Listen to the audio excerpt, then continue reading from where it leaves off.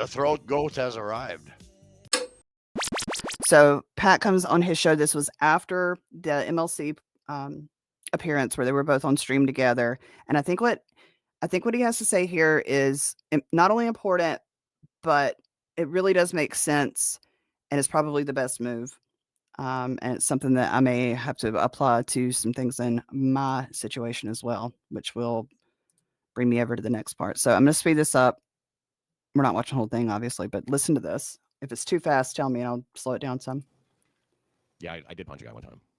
Cut it up. That's the one and only time I've ever thrown a punch in my life. And I guess that event has blown back on me in ways that I'm not even going to talk about in any detail, except to say, here I am now. And while I was happy with my appearance on MLC, it started to occur to me that this is a very strange thing. This is a very strange moment, and like a very absurd kind of a thing to see this guy, that I'm talking to, who's very upset. And he can't really articulate much of why he is so upset. He just knows that he hates me, right? Like, in a way that's pretty extreme. I mean, he can say whatever he wants. I don't think that he's really mad at me for some sort of Jim Jones obsession that he claimed that I have, that I'm obsessed with Jim Jones, or that I'm a fan of Jim Jones, an admirer of Jim Jones. I find that to be such a peculiar thing to allege, that I'm trying to, that I admire Jim Jones so much and I want to have a cult-like following or something. I mean, it's like, wow. Obviously, that didn't catch on. It was just too silly. And it's like I told him at the time, I'd rather talk about real things, And when I asked about his relationship then, and there's tons of other things, to talk about maybe, but that's what, came up to me as something to discuss. Because I always have seen and maintained that he has not seemed very happy since he got into that relationship. And now he's fully,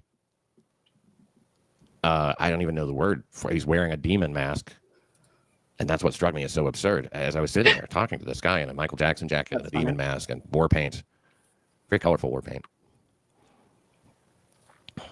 And, he's so upset. And I don't want this guy to be upset, but he has no reason to be upset with me. I'm not really doing anything or saying anything that everybody else is not doing or saying. And I'm not really interfering with his life. He doesn't watch, and that's probably a good thing. It doesn't take me off his shit list, but he does not watch. Now, she does watch to monitor. So anything that I say or anything I express that, comes back out of his mouth, I have to assume is coming from her. That's another thing with that mask. Just sort of dawned on me. Karmic is the most, if it were a situation like that, he's the sub. He could not be more of a sub. Which is hilarious because he's always, I'm a real man. This is what a real man does. And it's like, yeah, but you're the bitch in the relationship, dude. Maybe it's a way for him to try to maintain that side of things. I don't know. But he's 100% being controlled and manipulated. And he doesn't care because it's only the second woman he's ever been with. And he's given it, he is throwing everything into this relationship. And I just don't think she gives two fucks. I don't know what her sole purpose is with him, but she's not into him. She's not into him. Who could be?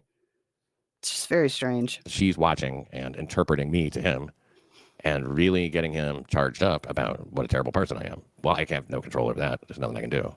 That's just the way it functions, and I'm not particularly concerned about that, except that, I do make jokes at his expense, and I have been watching some of his streams and making comments. And I've made observations about their relationship, what I believe could be going on. But this, again, is what a lot of other people are doing, but I'm the ex. And so there's this idea that I'm an obsessed ex. And I'm talking about 2 or 3 people that I see, around or hear around saying this. I don't think it's something that a lot of people say. I think it's something that is actually pretty well debunked. When you get right down to it, it's something that's been fading as people sort of realized, she was trying to contact him through another account.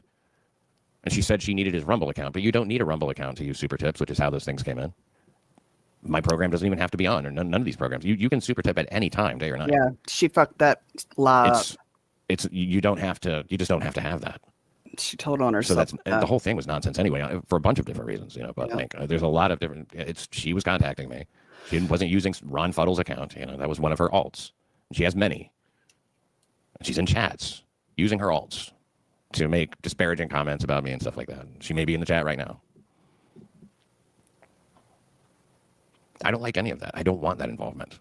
I really do.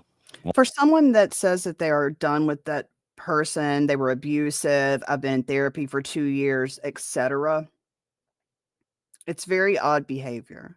Not just what he just described, but the going on MLC and trying to disparage Pat and all this stuff. Like, typically, if you're in a relationship that's abusive, whether, you know, psychological, emotional, physical, a combination of all three, whatever, you want to get so far away from that person, like you shudder if you hear their name. It's not the other way where you're the aggressor and you're sort of on the offense.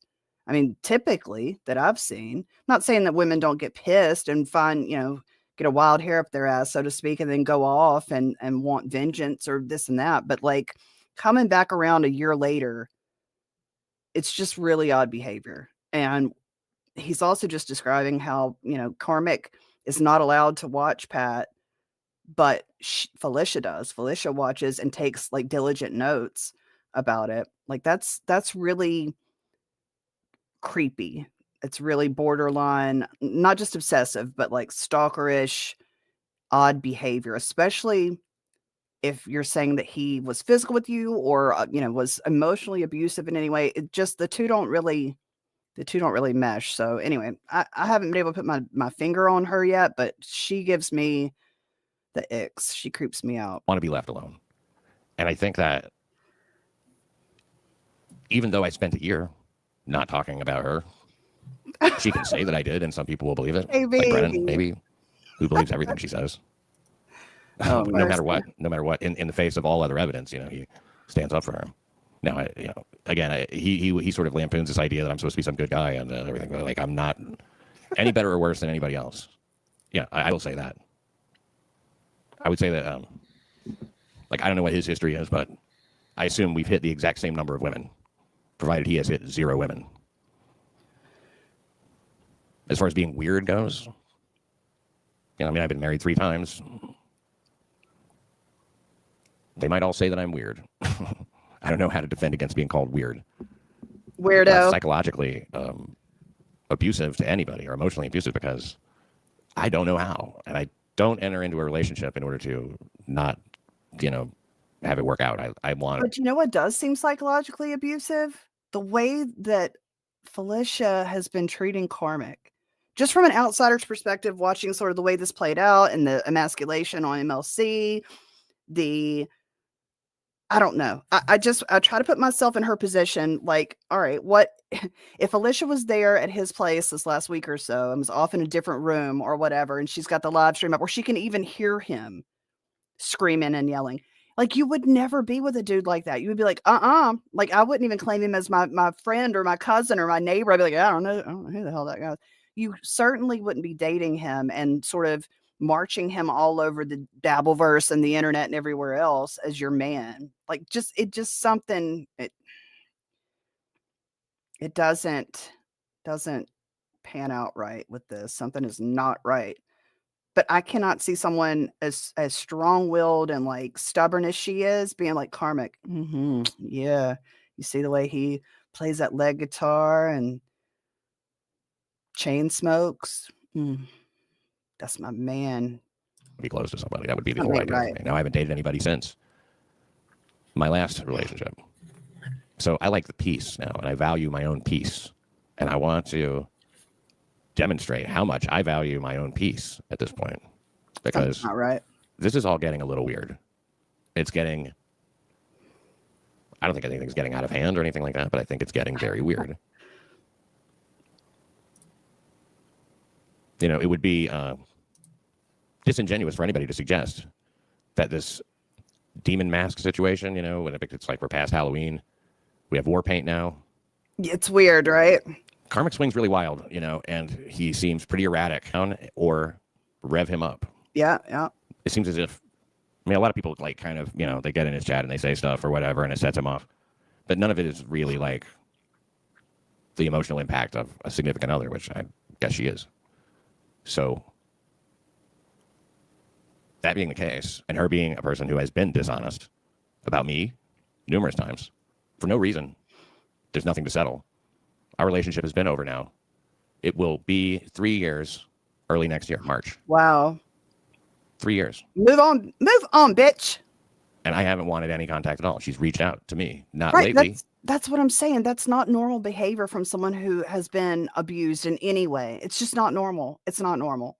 If you are living with someone, even if you don't, even if you're just dating them, you don't want to be anywhere near the person that hurt you. It's really simple.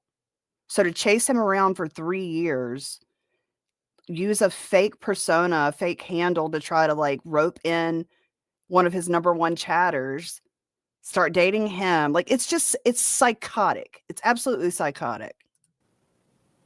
It's but just since off, all man. the MLC stuff started and everything, she has attempting to talk to me, wanting me to contact Weird. her. You talk about weird? That's weird. He's getting there, I promise y'all. All good points, but I applaud him for standing. And I've never done it, and I've never been tempted to do it because, man, I've never been more done. I've never been more over somebody. I've never been more I believe that. desirous of just no further outcomes whatsoever. There don't need to be any other outcomes, and I don't want it. It won't. There's nothing else to happen here. If the claim is that like, oh, they feel unsafe or something like that, then I would say, please don't worry about anything like that. I would never try to locate, make contact. I have no intention. Honestly, he would have already if that was what he wanted, right? Although it was pinned down a little while back, like what city they may be in, who knows? Yeah, there's Airbnbs and stuff. They could be literally anywhere, and I have no interest in finding out where. Who cares? I would never, ever, ever reach out to either of them to try to make any sort of contact, have any sort of confrontation. I will go out of my way to not be anywhere where the two of them are. And the reason I bring that up is because someone in the chat, not in the chat, excuse me, in a comment mentioned something about AC. What do you think that he would want to confront? Asking if Karmic, if I thought Karmic would try to confront me or something in Atlantic City. Because, some people meet up there for the Super Bowl. And, it's something that I may or may not attend. I'm not really sure, but I don't want any confrontation ever. I certainly don't want them anywhere near me, either one of them. And, I've made a lot of remarks. I've made a lot of jokes and stuff. I don't feel bad about any of that. I think it was all fine. I think it's all been very above board. I'm not, like, if I was sort of obsessed, I imagine I would be acting a little differently about it. Yep. But I don't have any, I don't have any ill will, which may sound weird, but like, Karmic being like sort of a boastful person, when things are rolling his way, and even when they're not, and he says a lot of stuff, and it's been kind of a sort of impossible not to respond to some of that, for me anyway. At least look at it or react or something like that. It's what we all do here on these shows. And I'm also not trying to make this more serious than it actually is or anything. I mean, I'm really not. I guess the bottom line is there's not going to be a car made. I had intended to do an event like that, but it was all I don't want to say half joking because I believe that I would have done something. It would have been fun.